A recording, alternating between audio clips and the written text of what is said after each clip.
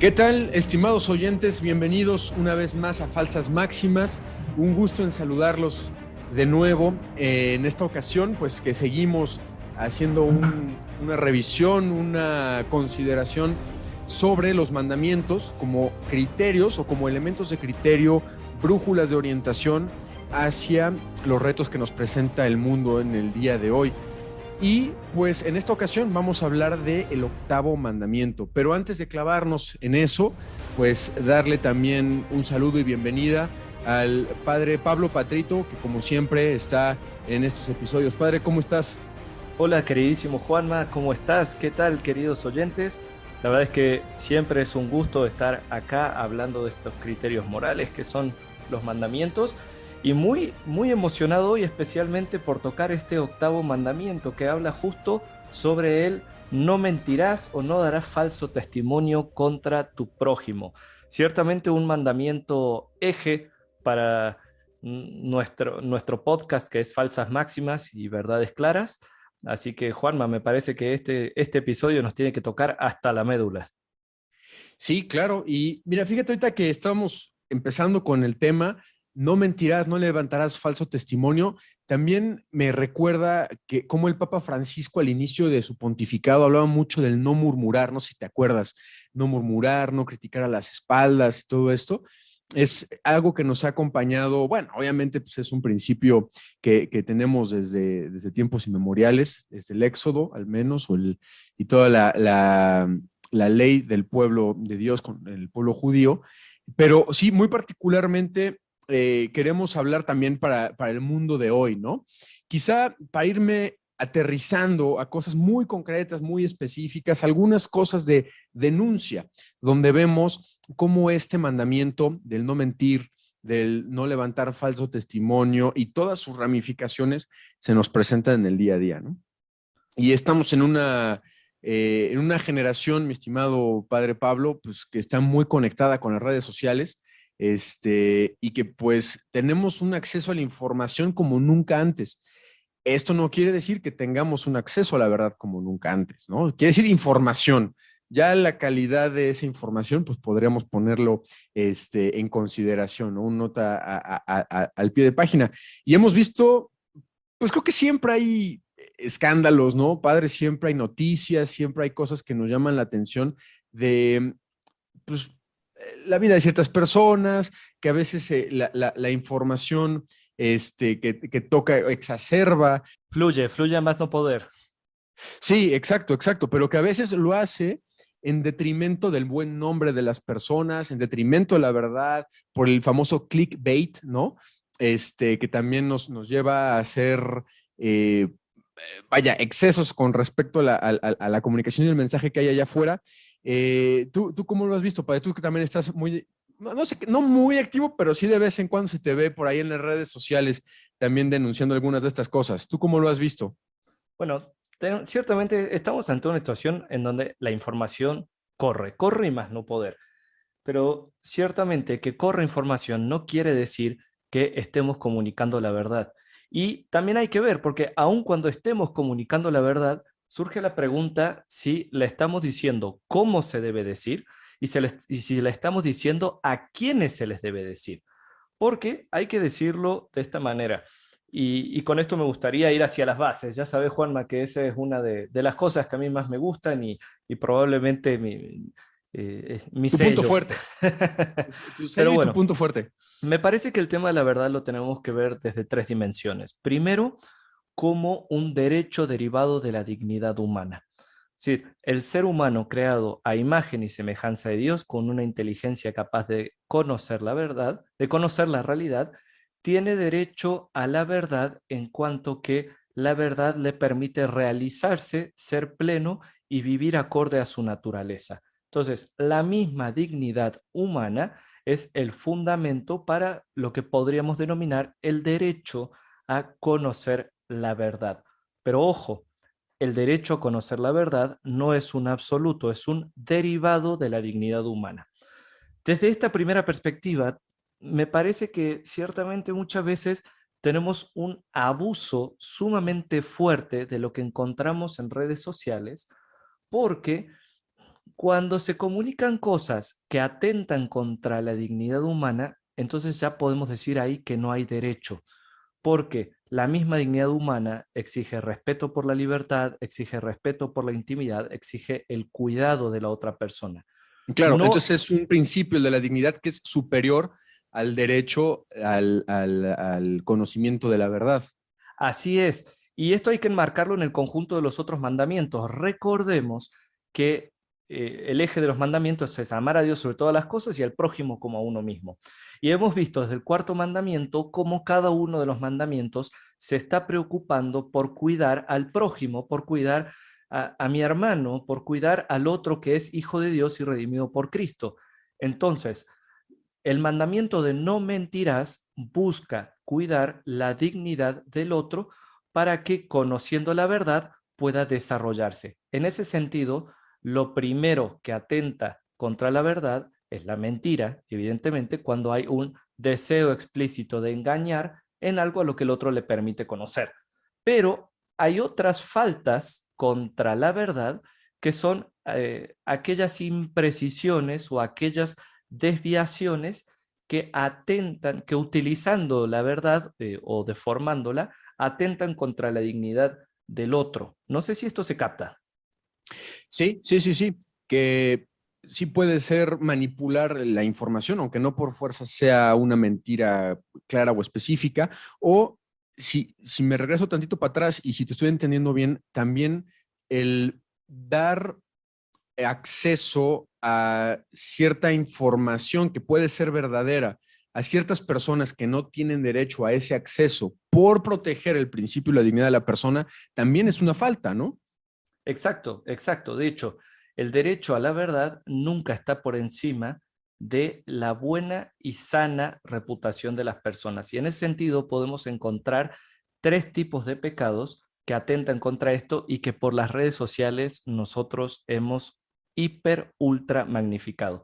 El primero es el juicio Y temerario. normalizado, ¿no, padre? Perdón que te interrumpa, pero Totalmente, también normalizado. totalmente, totalmente. Y miren, el primero es el juicio temerario, que es dar por cierto algo sin fundamento, o sea, aseverar que el otro tiene algún tipo de defecto moral sin que eso me conste. Podríamos decir que ahí es por donde va el chismecito, ¿no? Eh, Sí, y si me permites un paréntesis rápido para como intentar dar algunos ejemplos. Digo, la información que tenemos un poco fresca aquí en México, ¿no?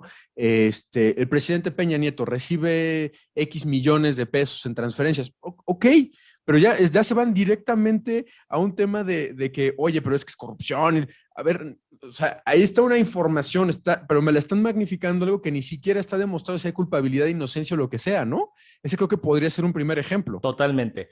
Vamos a pasar a uno segundo, que es la maledicencia.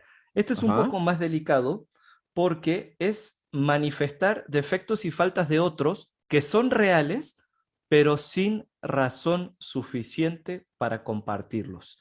Y Ujú. esta es una cuestión sumamente compleja porque se da, vamos a decirlo desde niveles bajos, sin magnificarlo tanto. Pensemos en cualquier grupo apostólico, que Ujú. fulanito se metió con sultanita y se empieza a hacer el chisme y lo empezamos a compartir, o que sultano cometió tal falta y a lo mejor es cierto, pero aún siendo cierto, no hay necesidad de estar revelando sus pecados, sus faltas, sus errores a gente que no tiene necesidad de conocerla. Ujú. Y que solamente va en perjuicio de la dignidad de la persona que hizo esa falta, ¿no? Incluso yo también lo he pensado mucho, padre. O sea, también llega a suceder o sea, y eso, bueno, nos pasa a todos en nuestra condición de pecador, pero sobre todo quien comete un pecado frecuentemente, y quiere como redimirse en ese aspecto de, oye, pues ya dejé esa vida atrás, pero cuando se le sigue mencionando por segundas o terceras personas, cuartas, quintas personas, no te puedes quitar ni siquiera esa etiqueta de encima, ¿no? Sí, quedas atrapado en algo que dices, oye, tengo derecho a la privacidad, tengo derecho a poder aceptar mi vida nueva en Cristo y a dar vuelta a la página. Oye, padre, y entonces, o sea, esta conversación nos lleva como una pregunta un poco más clara. O sea, ¿quién entonces sí tiene derecho a conocer una verdad? Y en su contraparte, ¿hay ese, no sé si decirle derecho o esa posibilidad de ocultarle a alguien una verdad sin atentar contra la verdad misma, sin pecar, sin hacer una falta? Esa es una pregunta sumamente interesante y tiene que ver con las dimensiones de la verdad. Hasta ahora hemos estado hablando de una primera dimensión de la verdad, que es la verdad como un derecho derivado de la dignidad humana. Pero existen otras dos dimensiones, la verdad como constitutivo de los tejidos sociales, es decir, en una sociedad en donde no está el supuesto de relaciones basadas en la verdad, se desarma todo el tejido social, pero existe la tercera dimensión de la verdad, que es la verdad como dar testimonio de Cristo, que podríamos llamar el deber de la verdad que tenemos los cristianos. Teniendo en cuenta estas tres dimensiones de la verdad, que quiero repetir para que queden claro para nuestros oyentes: verdad como derecho derivado de la dignidad humana, verdad como constitutivo del tejido social y verdad como deber del cristiano de dar testimonio de Cristo, hay que decir que en cuanto a deber del cristiano de dar testimonio de Cristo, nunca, nunca, jamás de los jamases existe la posibilidad de ocultar la verdad.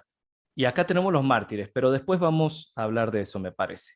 Ahora, Ujú. en cuanto constitutivo del tejido social y en cuanto a derivado de la dignidad humana, el Catecismo de la Iglesia Católica dice algo muy claro: nadie está obligado a revelar una verdad a quien no tiene derecho a conocerla. Y el derecho a la comunicación de la verdad no es incondicional. El amor fraterno a veces exige no revelar la verdad a quien la pide. Entonces, ¿bajo qué características podrían no Muy fuerte. revelarse? Sí, tal cual. ¿Y bajo qué características no hay que revelar la verdad a quien la pide? Bajo el bien y la seguridad del prójimo, bajo el respeto a la vida privada o el mismo bien común pueden llegar a ser razones suficientes para callar lo que no debe ser conocido o incluso utilizar un lenguaje discreto. Ahora, esto quiere decir que estamos limitándonos a la primera y a la segunda dimensión de la verdad.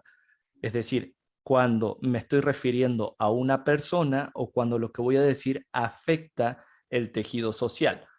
Quiere Claro, decir como esto. las decisiones políticas de alto nivel, ¿no? O sea, que puede ser, no sé, temas que conoces porque estás en ciertos niveles de, no sé, de seguridad pública, ¿no? Y si esa información fuera de acceso de todas las personas, podría poner en riesgo la vida, la seguridad de otras personas, ¿no?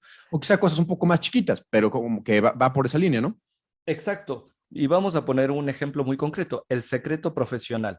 No puedo decir el secreto profesional oculta datos de la vida de las personas y entonces atenta contra el octavo mandamiento. Y no, justamente es al revés. Dado que el octavo mandamiento busca Ujú. preservar la dignidad de la persona, el secreto profesional que conoce detalles privados de la vida de ciertas personas que no deben ser comunicados a todos es un modo de proteger y de vivir este octavo mandamiento. Vamos a otro caso sumamente extremo: el sigilo sacramental.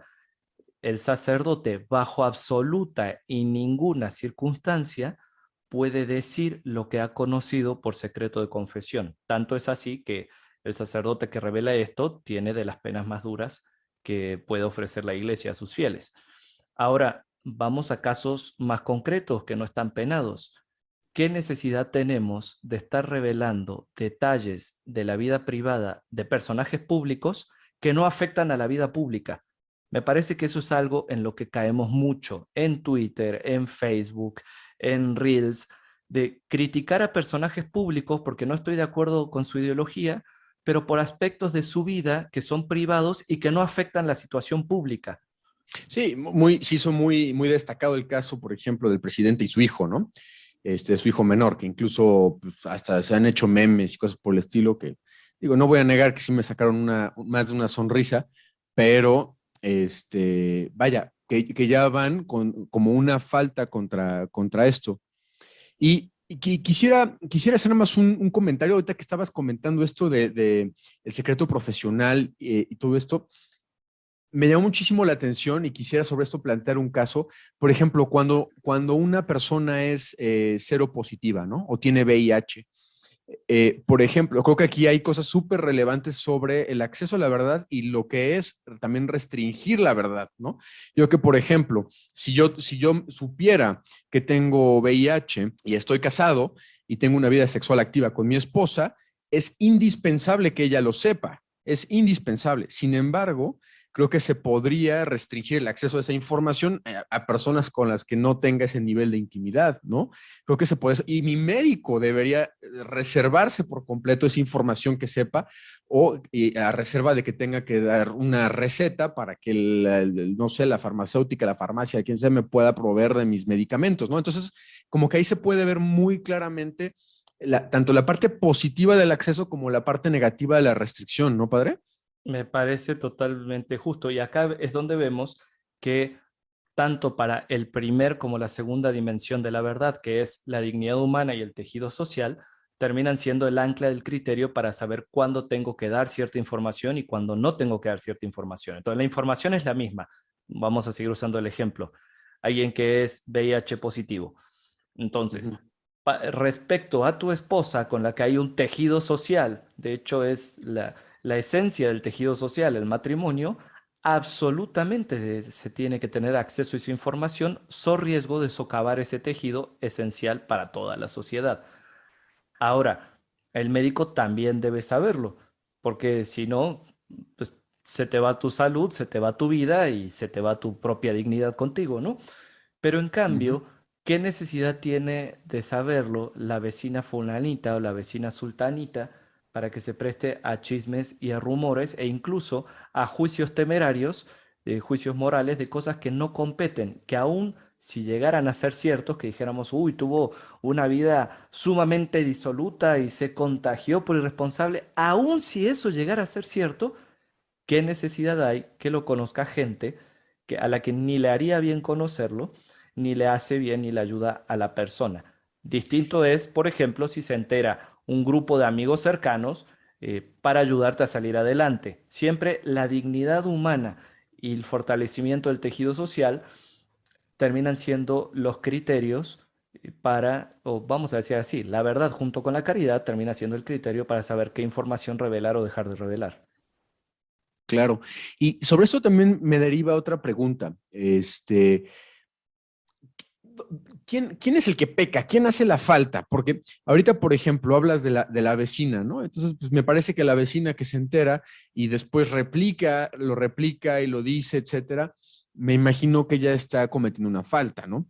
Quizás una falta mayor si ella, por curiosidad, se metió en una conversación privada y aún sin yo haberle dado acceso a esa información por una conversación privada, y después, ¿cuál es el nivel de responsabilidad, por ejemplo, en quien consume eso, quien va con la comadrona y le intenta sacar así el chisme más candente, ¿no? Y eso lo pregunto porque también incluso fuera del aire te preguntaba, oye, a ver, entonces, yo también tengo parte de falta en haber visto los memes del hijo del presidente y en compartir quizá uno que otro chistecillo, o el problema fue quien sacó la foto o quien empezó ya sabes, no, no, o sea, me imagino que obviamente debe haber una escala de responsabilidad, pero que nos pudiera hacer también un poco de criterio con respecto de esto, padre. Yo creo que en esto tenemos que ver la distinción de actores. Entonces tenemos el que produce la información, el que la comparte y el que la consume. Y en este sentido podemos hablar de un auténtico estructura de pecado muchas veces, en donde no solamente estamos solos, sino que somos parte de una gran estructura en la que todos tenemos nuestra participación pecaminosa. El que genera información tiene que ser responsable para saber qué comunica y hacia dónde lo está comunicando. En ese sentido, podemos hablar de una moralidad de los comunicadores, especialmente de la moralidad de los comunicadores católicos, la moralidad de los laicos comprometidos en los medios de comunicación que tienen que saber qué van a compartir, si lo que van a compartir es relevante o no es relevante y a quiénes se los van a compartir. Voy a poner un ejemplo de política actual, lo que está pasando con el hijo del presidente Biden, con Hunter Biden. Ciertamente, las inmoralidades que se están compartiendo afectan el bien común y afectan el tejido social. Entonces, es relevante que gran parte de esa información de su vida privada sea compartida, pero no es relevante para todos. Es relevante para los que tienen que tomar decisiones, es relevante a lo mejor para los que están en lobby político, es relevante, etcétera, etcétera, etcétera. Pero para ti que eres mexicano, para mí que soy argentino, no tiene ninguna relevancia. Utilizando ese ejemplo, el actor que genera la información tiene que pensar qué está comunicando y si lo que está comunicando atenta o no contra la dignidad humana y si se está pasando o no contra el bien común, contra el tejido social, etcétera, lo que ya hemos mencionado. Claro. Segundo, el que lo comparte. Compartir, comunicar, no es generar información, aunque a veces sean los mismos los que lo hacen. Y en el compartir tiene que estar la responsabilidad del verificar que sea cierto o no sea cierto. Y acá quiero poner lo que pasó, por ejemplo, con Benedicto XVI el día de ayer, que una cuenta falsa en Twitter con 4 tweets anunció que había muerto y cientos de medios y muchos de ellos católicos compartieron la noticia como si nada. Pusieron la primicia por encima de la verdad y eso también es un atentado contra el octavo mandamiento. Entonces, quien comunica tiene también la responsabilidad de verificar la veracidad, valga la redundancia, de lo que está compartiendo, pero a su vez tiene la responsabilidad de ver si a quienes se los está comunicando les es relevante y les es necesario o no. No es lo mismo que yo, como secretario, le comparta ciertas cosas al gobernador o que yo como comunicador social le comparta secretos de Estado al público en general. Y ahora vamos al tercero, al que nos compete directamente a todos, que es el del consumidor. ¿Qué necesidad tengo yo de consumir por morbo aquello que no me sirve para mi salvación, no le hace bien al alma, no me sirve a mi vocación y no va a contribuir en nada a que yo sea sal de la tierra y luz del mundo?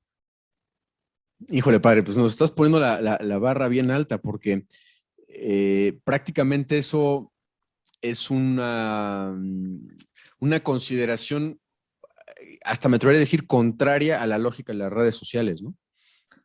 O sea, no por decir nos estás pidiendo un imposible, ¿no? Sino por decir que tenemos que asumir una responsabilidad mucho más alta de lo que tenemos. O sea, como que se nos han vuelto jueguitos, ¿no? Todo esto de las redes sociales se nos ha vuelto jueguitos, se nos ha vuelto un juego de popularidad, un juego de influencia, pero que tiene mucho mayor calado, ¿no? Totalmente. Compartir información, sea del tipo que sea, nunca es algo que va a estar alejado de la dimensión moral del ser humano, así como consumir información. Entonces, yo soy responsable de la información que consumo.